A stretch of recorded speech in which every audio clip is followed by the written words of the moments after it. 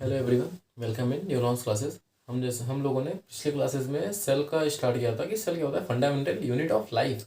Cell का मतलब मैंने क्या बताया था आप लोगों को कि फंडामेंटल यूनिट ऑफ लाइफ होता है। जैसे कि इसको सेल को मैंने कंपेयर किया था इसलिए मनी से, क्योंकि मनी एंड सेल अप्रॉक्स देखा जाए तो दोनों इक्वली होते हैं। सेल मेनली क्या होता है, ये बॉडी के अंदर का पार्ट है जिससे सेल से बॉडी बनती है। जैसे कि सेल से सबसे पहले क्या बनता है, टिश्यू बनता है। सेल से क्या बनता है, टिश्यू बनता है।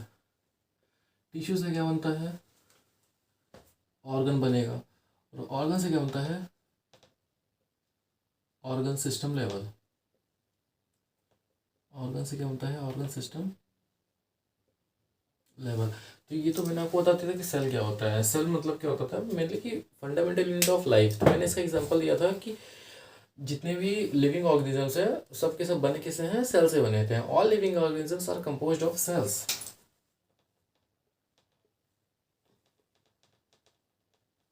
All living organism are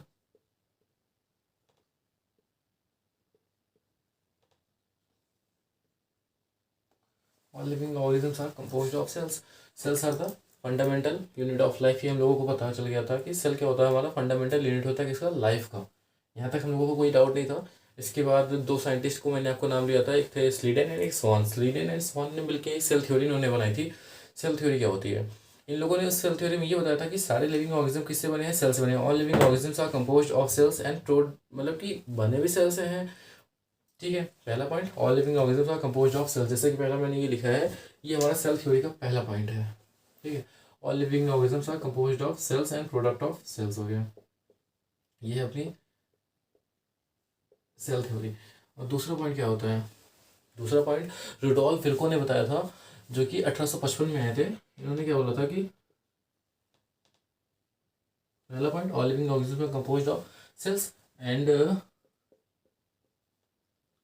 products of cells. पहला पॉइंट हमारा ये था। फिर रुडोल्फ विर्को ने क्या बताया था, ऑल सेल्स, जितनी भी सेल्स हमारी हैं कैसे बनी है, आर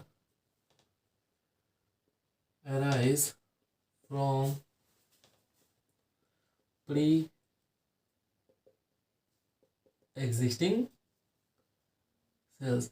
दूसरा पॉइंट क्या था हमारा कि ये जितनी भी सेल्स बनी है कहाँ से, प्री एग्जिस्टिंग सेल्स जो होती हैं, जो कि एग्जिस्ट करती थी कभी भी, उन सेल्स से ये नई वाली सेल्स बनती हैं। तो पहला पॉइंट हमारा, all living organisms are composed of cells and product of cells. और दूसरा क्या था, जितनी भी सेल्स हैं हमारी बनी कैसे हैं, प्री एग्जिस्टिंग सेल से। तो हमारा ये दोनों पॉइंट था, हमारा ये दोनों पॉइंट हो गया था क्लियर। हम लोगों ने सेल थ्योरी को यहाँ पे कंप्लीट कर लिया था। हम लोगों ने सेल समझ लिया था, सेल क्या होता है। दूसरा पॉइंट हम लोगों ने सेल थ्योरी पढ़ लिया था। इसके बाद हम लोग का नया टॉपिक स्टार्ट होना चाहिए कि हम लोग सेल के बारे में कुछ पता तो होना चाहिए कि सेल आखिर होता क्या है, सेल के फंक्शंस कैसे होते हैं, सेल्स में क्या क्या होता है। मेनली एक मतलब अगर बेसिक सा देखा जाए कि सेल के बारे में थोड़ी सी इंक्वायरी है, जिसको हम लोग बोल सकते हैं an overview of cell. Okay, start करते हैं।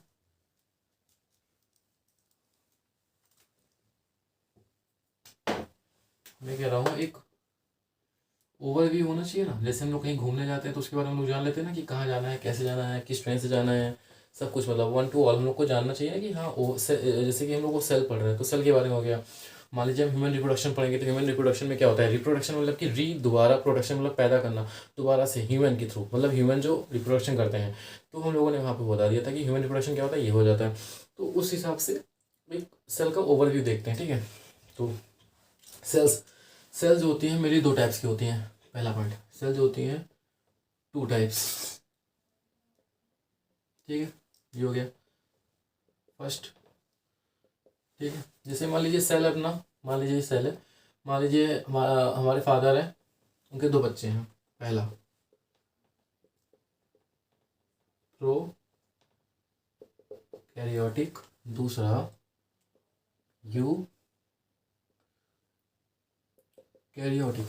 पहला कौन सा होता है, प्रोकैरियोटिक सेल्स, दूसरा क्या होता है, eukaryotic cells. Prokaryon, pro मतलब होता है फॉल्स, कैरी का मतलब होता है कैरी ऑन, इसका मतलब होता है न्यूक्लियस। यू मतलब होता है ट्रू, और सेम न्यूक्लियस। ठीक है, मतलब कि सेल हो गया हमारा। सेल क्या होता है? फंडामेंटल यूनिट ऑफ लाइफ होता है। All cells are composed of cells and product of cells, cell theory का पहला पॉइंट। दूसरा पॉइंट होता है all cells arises from pre existing cells. हम लोग का यहाँ तक हो गया क्लियर। ये हमारी सेल्स जो बनी है किससे बनी है? प्री एग्जिस्टिंग सेल्स है। और ये भी सारे होता है क्या? All cells arises from pre existing cells. All जितने भी सेल्स होती है वो प्रोडक्ट ऑफ सेल्स होती है। ठीक है, जैसे कि प्रोकैरियोटिक फॉल्स कैरियन न्यूक्लियस, मतलब कि जिसमें फॉल्स न्यूक्लियस होता है, मतलब होता है कि प्रोकैरियोटिक वो सेल्स होती हैं, प्रोकैरियोटिक वो सेल्स होती हैं जिसमें मेम्ब्रेन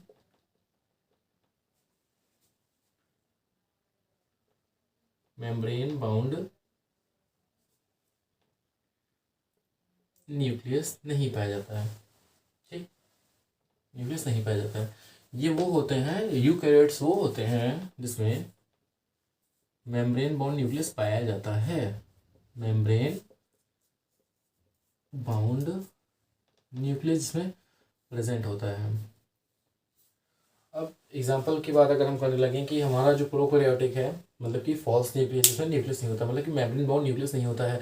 एग्जांपल इसका एक हम लोग जब पढ़ेंगे एनिमल किंगडम, या फिर एनिमल किंगडम नहीं बोलूँ मैं, अगर सीधे बोलूँ कि हम अगर पूरा फाइलम और किंगडम्स के बारे में पढ़ने लगेंगे जिसमें प्लांटी आएगा, एनिमलिया आएगा, फंजाई आएंगे, मोनेरा, प्रोटिस्टा, तो उसमें जो मोनेरा ग्रुप होता है वो आता है किसमें? प्रोकैरियोट्स में। मोनेरा मतलब समझ लीजिए, हम लोग एग्जांपल ले लेते हैं, जैसे कि example PPLO, pleuropneumonia like organism हो जाते हैं, ये हो गए। ठीक है, मतलब कि ये हो गया माइकोप्लाज्मास हो गया,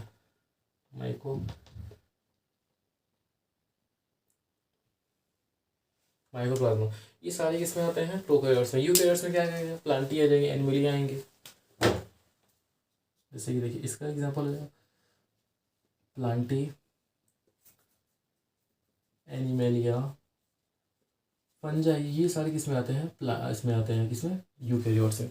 तो पहला यहाँ तक क्लियर हुआ कि हमारा सेल क्या होता है। मैंने बताया था सेल क्या होता है। सेल को हम लोग बोल सकते हैं बिल्डिंग ब्लॉक ऑफ लाइफ, मतलब ब्लॉक ऑफ लाइफ। जैसे कि जो मैंने याद किया था आज तक अपने टाइम पे, तो मैंने यही याद इसको समझाया है कि ये बिल्डिंग ब्लॉक, जो बिल्डिंग हमारे घर की होती है उसका जो एक छोटे छोटे ईंट्स होती हैं, ये सेल वही होती है। हमारी बॉडी के जो छोटे छोटे सेल, मतलब समझ लीजिए कि स्किन के जो छोटे छोटे हम लोग हाथों में दिखते हैं, जैसे कि ऑनियन, हम लोग प्याज, प्याज को जब कभी माइक्रोस्कोप में देखिए ना, उसके छिलके को निकाल कर आपको सेल्स उसमें दिखेंगी छोटी छोटी। तो बिल्डिंग ब्लॉक ऑफ लाइफ, ये हमारी सेल हो गई। सेल दो तरह की होती हैं, प्रोकैरियोटिक एंड यूकैरियोटिक। प्रोकैरियोटिक मतलब होता है फॉल्स, जिससे मेम्ब्रेन बाउंड न्यूक्लियस नहीं पाया जाता है। यूकैरियोट्स होते हैं जिसमें मेम्ब्रेन बाउंड न्यूक्लियस पाया जाता है। ठीक है, यहाँ तक हम लोगों का मतलब कि सेल के बारे में हम लोगों ने एक छोटा सा समझ लिया कि सेल होता क्या है। ठीक है, इसके आगे अभी हम लोग को ये पढ़ना है कि हमारा सेल खत्म। यहाँ पे मेम्ब्रेन बाउंड न्यूक्लियस क्या होता है? मेम्ब्रेन बाउंड न्यूक्लियस किसके में पाया जाएगा? मेम्ब्रेन बाउंड न्यूक्लियस मतलब कि न्यूक्लियस जिसके में प्रेजेंट होता है वो होते हैं यूकैरियोटिक। प्रोकैरियोटिक वो होते हैं जिसके में न्यूक्लियस नहीं पाया जाता है। ठीक है, यहाँ तक क्लियर हो गया। अब एक नया टॉपिक हम लोग को स्टार्ट करना है। सेल्स जिसके में मेम्ब्रेन बाउंड न्यूक्लियस प्रेजेंट होता है वो क्या होते हैं? यूकैरियोटिक। जिसमें नहीं होता है वो क्या होते हैं? प्रोकैरियोटिक। जितने भी होते हैं both prokaryotic and eukaryotic, both prokaryotic and eukaryotic, इनके में एक फ्लूइड होता है जिसको लोग साइटोप्लाज्म बोलते हैं। देखिए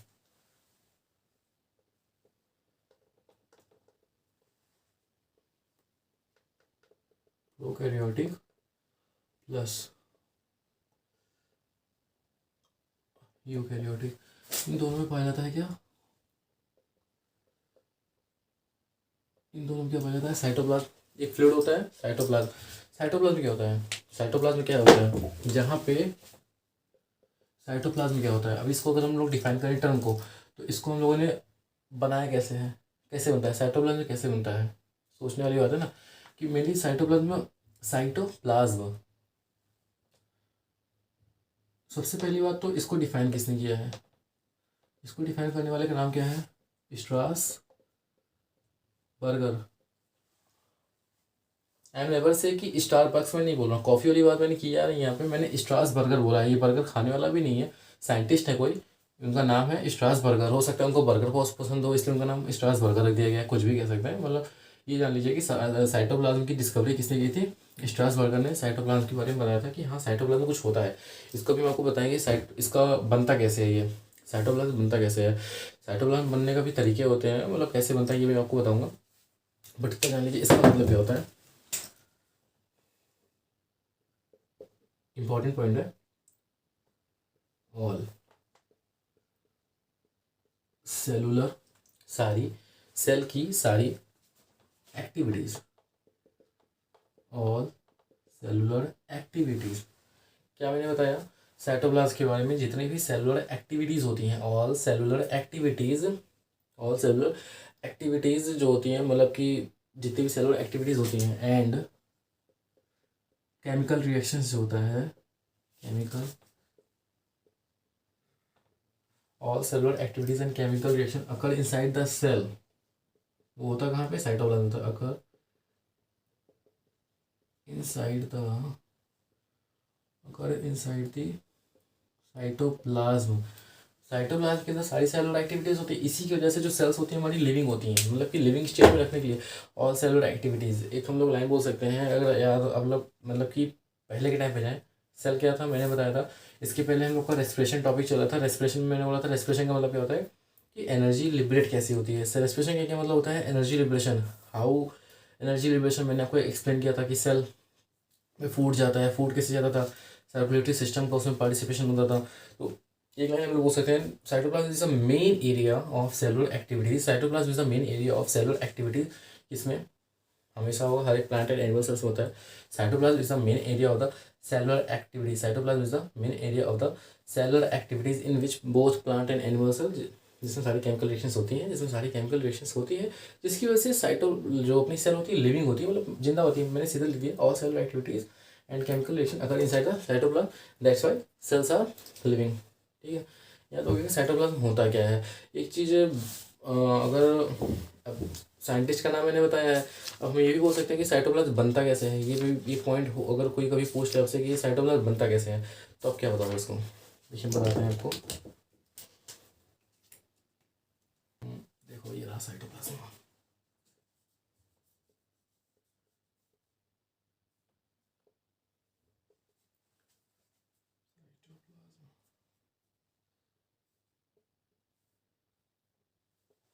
साइटोप्लाज्म जो होता है साइटोसोल होता है, साइटोसोल क्या होता है, जो लिक्विड पार्ट होता है ऑर्गेनल्स का छोड़ के, सेल ऑर्गेनल्स की जो लिक्विड पार्ट होता है उसको मतलब कि liquid part, liquid part of cell organelles, cell organelles जैसे ऑर्गेनल्स क्या होते हैं, ऑर्गन्स यार, बॉडी के जो अपने ऑर्गन्स होते हैं, सेल के से मिलकर जो ऑर्गन्स बनते हैं उनको सेल ऑर्गेनल्स बोलते हैं, तो उसमें जाना नहीं है, हमारा ये मेन होता है कि साइटोप्लाज्म क्या होता है, प्लाज्मा लिक्विड हो गया, साइटोसोल जो लिक्विड पार्ट होता है अपने बॉडी के अंदर, उसकी जो सेल ऑर्गेनल्स होते हैं उनका जो लिक्विड पार्ट होता है उसको हम लोग क्या बोलते हैं, साइटोसोल बोलते हैं। साइटोप्लाज्म खत्म हो जाता है, वो एक ओवरव्यू था सेल का। अब इसके बाद हम लोग को ये पढ़ना है कि प्रोकैरियोटिक सेल्स, मोनेरा मैंने आपको बता दिया था, प्रोकैरियोटिक सेल्स क्या होता है, मोनेरा होते हैं, और प्रोटिस्टा, फंजाई, प्लांटियन, एनिमलिया, ये सारे जो होते हैं ये सारे किस्म पाए जाते हैं यूकैरियोट्स में पाए जाते हैं, ये सारे किस्म पाए जाते हैं यूकैरियोट्स में। अगर एक टॉपिक देखते हैं, चलिए यूकैरियोटिक एंड प्रोकैरियोटिक क्लियर हो गया यहाँ पे। यूकैरियोटिक अगर देखें तो इसमें भी ये भी दो से, इसमें भी यूकैरियोटिक मतलब कि ट्रू, इसमें आता क्या क्या है, प्रोटिस्टा, प्लांटी, एनिमल्स और फंजाई, ये पूरा आता है। अब इसमें से प्लांट एंड एनिमल दो सेल्स हो गई, ये हो गई पहली, ये हो गई दूसरी, मतलब यूकैरियोटिक में हम लोग को प्लांट और एनिमल सेल्स के बारे में पढ़ना है। तो प्लांट सेल्स क्या होती हैं, प्लांट सेल्स, एक सबसे बड़ा डिफरेंस मैं आपको बताता हूँ प्लांट और एनिमल सेल्स में, जैसे कि एक हम लोग उसको डिफरेंस के फॉर्म में पढ़ लेते हैं कि प्लांट और एनिमल सेल्स के बारे में होता क्या है।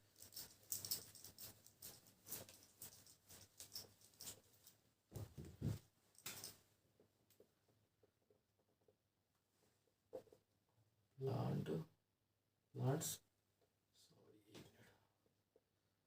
Plant cells, animal cells. अब प्लांट सेल्स होती हैं, प्लांट सेल्स में देखो दोनों में बेसिक डिफरेंस, सेल वॉल, मैंने अभी हम लोगों ने सेल पढ़ा है, तो बेसिक सी बात है सेल को कवरिंग। अब ये बताइएगा एनिमल सेल्स की या एनिमल सेल्स जो होते हैं क्या इसमें सेल की कवरिंग होती है, कोई सेल वॉल होता है, नहीं होता है। पहला डिफरेंस, सेल वॉल एब्सेंट, पहला डिफरेंस इसमें प्रेजेंट। ठीक है, सेल वॉल हमारे एनिमल सेल्स में नहीं प्रेजेंट होता है।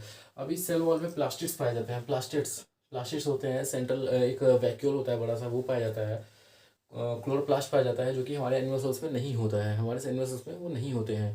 ठीक है, हम जैसे एक major difference, cell wall is a unique feature, मतलब सेल वॉल जो होता है यूनिक फीचर होता है इसका प्लांट सेल्स का, cell wall is a unique feature of plant cells. दूसरा पार्ट है हमारे एनिमल सेल्स में एक बहुत अच्छी खूबी होती है, हमारे जो एनिमल सेल्स होते हैं डिवाइड होते हैं आपस में, ये डिवाइड होते हैं, लेकिन प्लांट सेल्स में ऐसा नहीं होता। हमारे में पाया जाता है क्या, सेंट्रियोल्स, ये क्या करता है, डिवीजन करता है बॉडी में, सेल्स में ये डिवाइड होता है, मतलब सेल्स का डिवीजन ही करता है। सेल्स का डिवीजन तो करता है, लेकिन एक बहुत इंपॉर्टेंट बात है, मतलब एक एक्सेप्शन बोल सकते हैं, जैसे केमिस्ट्री में एक्सेप्शन होता है वैसे बायो में भी कभी कभी हो जाता है। सेंट्रियोल्स क्या करते हैं, डिवीजन करते हैं किसके, सेल्स के, लेकिन except neuron, except neuron, neuron में सेल डिवीज़न कभी नहीं होता है। ये हमारा एक्सेप्शनल केस है कि न्यूरॉन में सेल डिवीज़न होता है कि नहीं होता है, नहीं होता है। न्यूरॉन्स में सेल डिवीज़न नहीं होता है, न्यूरॉन में सेल डिवीज़न नहीं होता है। बाकी हमारी पूरी बॉडी में सेल डिवाइड होती हैं, बट न्यूरॉन में सेल डिवाइड नहीं होती है। एक और स्पेशल बात न्यूरॉन के बारे में, it is the longest cell, सबसे सबसे लंबी सेल होती है ये। लॉन्गेस्ट मैंने बोला, लार्जेस्ट नहीं बोला, लार्जेस्ट होता है एग जो होता है ऑस्ट्रिच का, वो होता है। लॉन्गेस्ट सेल कौन सी है, न्यूरॉन होती है। ठीक है, और हमारे प्लांट सेल्स में सेंट्रियोल्स नहीं पाए जाते हैं, सेंट्रियोल्स एब्सेंट।